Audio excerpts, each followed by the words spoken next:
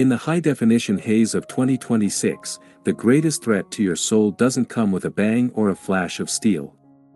It arrives with a soft hum, a climate-controlled breeze, and the seductive glow of a screen that promises to take away all your friction. Christopher is here to tell you that you are being strangled by a velvet rope. We call it the comfort plague.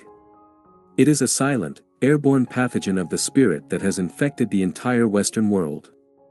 It tells you that the goal of life is to be safe, to be comfortable, and to be entertained.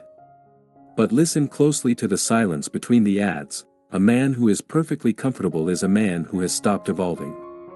Evolution is the daughter of crisis, and the son of resistance. By removing every obstacle from your path, the modern world has removed the very thing that gives your life weight and meaning. The plague is an engineered state of high-functioning paralysis.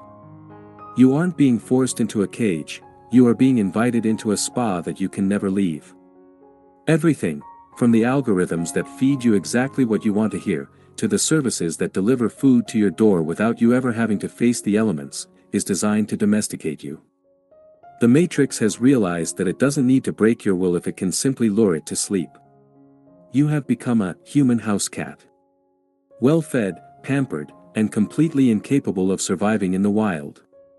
But the world outside the neon lights is still wild, and the great reset of the soul requires a predator's instinct, not a pet's compliance. In this 68th chapter, we are initiating the De-Domestication Protocol. We are going to burn down the velvet curtains and face the cold wind of reality together. Consider the architecture of a hollow man. He has no scars because he never takes risks. He has no stories because he never leaves his comfort zone. He has no strength because he never carries a burden. He is a ghost in a luxury suit. Christopher demands more for you. The modern self-care industry has sold you the lie that stress is the enemy. No. Meaningless stress is the enemy. Sovereign tension, the stress of the climb, the heat of the forge, the hunger of the hunt, is your best friend. Without it, your spirit becomes soft and doughy, unable to hold an edge. If your life is easy right now, you aren't winning. You are being processed. You are being prepared for a harvest you don't even see coming. It is time to wake up and realize that your ease is your execution. Why do we seek the hard path when the easy one is paved with gold? Because the hard path is the only one that leads to the sovereign self. Christopher introduces you to the law of hedonic decay. The more you indulge your senses without earning the pleasure, the faster your capacity for joy withers away. This is why the modern man, surrounded by more luxury than a Roman emperor, is the most depressed creature in history. He has short-circuited his own reward system. He has the result without the ritual. To fix this, we must reintroduce voluntary hardship. This is not masochism, it is biological maintenance. It is taking the cold shower when the water heater is working perfectly. It is choosing the fast when the fridge is full. It is walking 5 miles when you have a car in the driveway. It is the calculated injection of friction back into a frictionless life. When you choose to suffer in small, controlled ways, you are building anti-fragility. You are telling your nervous system that we are the ones who decide when we hurt. This creates a psychological buffer. When the market crashes, when the power goes out, when the society you rely on begins to fracture, the soft citizen will shatter like cheap glass. But the sovereign man, the one who has practiced the Hardship Protocol, will simply adjust his posture and keep moving. He is a titan among toddlers. Loyalty to your own comfort is a betrayal of the man you were meant to become. Every time you push through the wall of resistance, that voice in your head that says, just 5 more minutes in bed, or just order the delivery, you are depositing willpower equity into a vault that no bank can seize. This is about reclaiming your neurochemical sovereignty. The Matrix uses dopamine as a leash. It gives you a hit every time you buy something, watch something, or eat something. It keeps you in a state of wanting but never having. By practicing voluntary hardship, you break the leash. You prove to yourself that your happiness is not dependent on the temperature of the room or the speed of your Wi-Fi. You become leverage-proof. A man who can thrive on bread and water while sleeping on a hard floor is a man who cannot be threatened.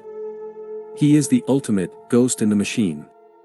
He has mastered the art of strategic deprivation, and in doing so, he has gained a level of freedom that the rich slaves of 2026 can only dream of.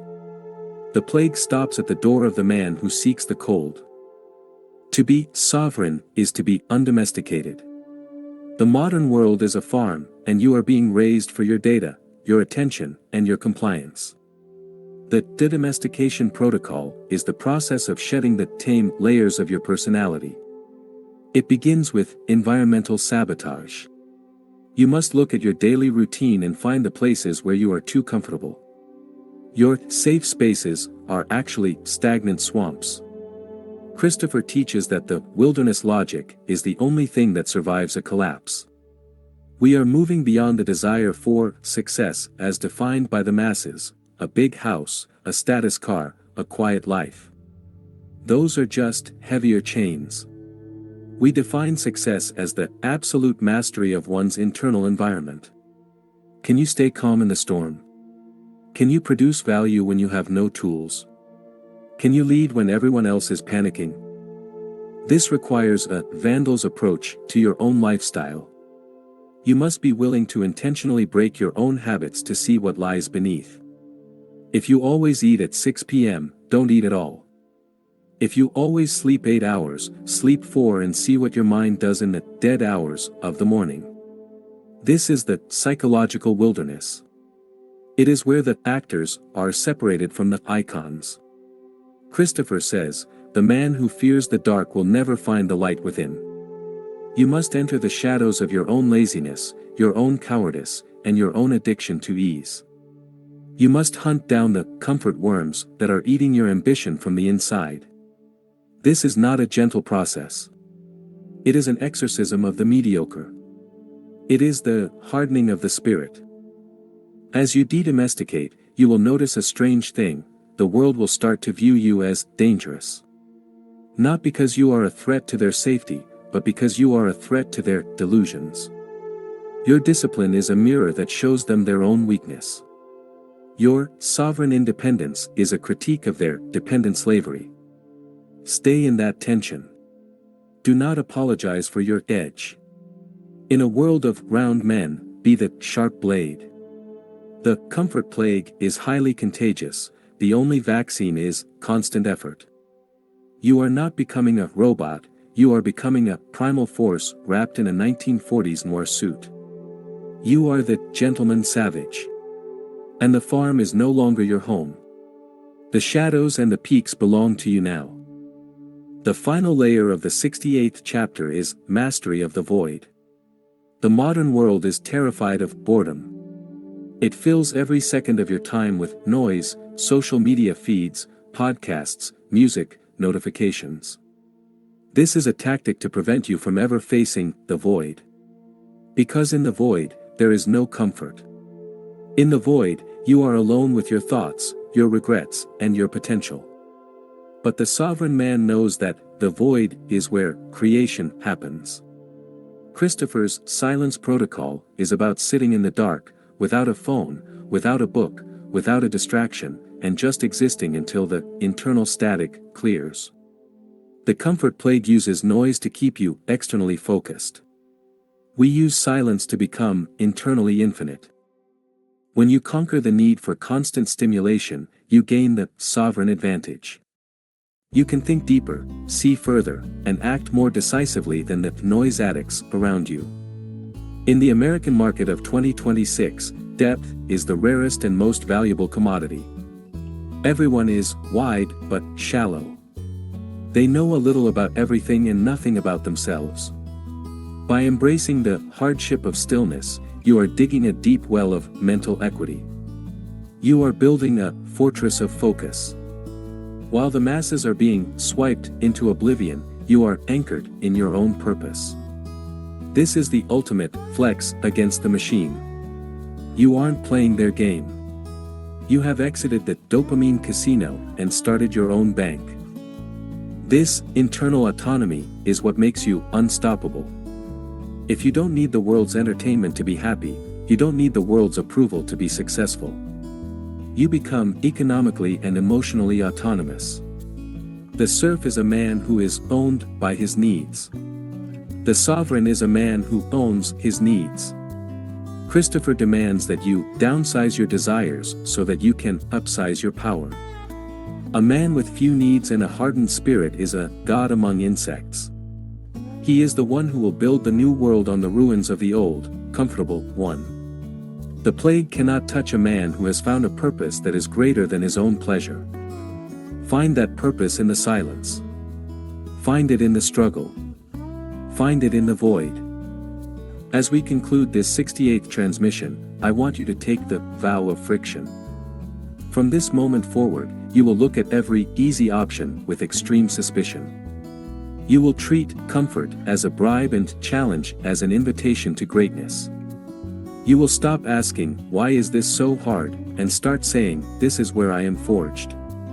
In the neon chaos of 2026, your anti-fragility is your only true security.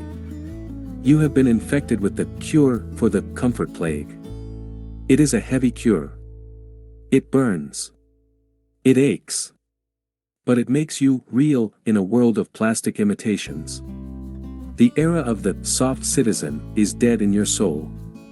The era of the hardened sovereign is now your reality. The transmission of the 68th is complete. The Hardship Protocol is now integrated into your neural pathways. Go out into the world today and find the coldest wind, the heaviest burden, and the hardest truth. Embrace them as if they were gold. Because in the new economy, they are gold. This is Christopher, ending the broadcast for the titans who refuse to be tamed. Stay sharp. Stay hungry. Stay uncomfortable. The man who can suffer for his vision is the only one who will ever see it realized. Farewell for now, you resilient ghost. The world is a pillow, but you are the rock it breaks upon.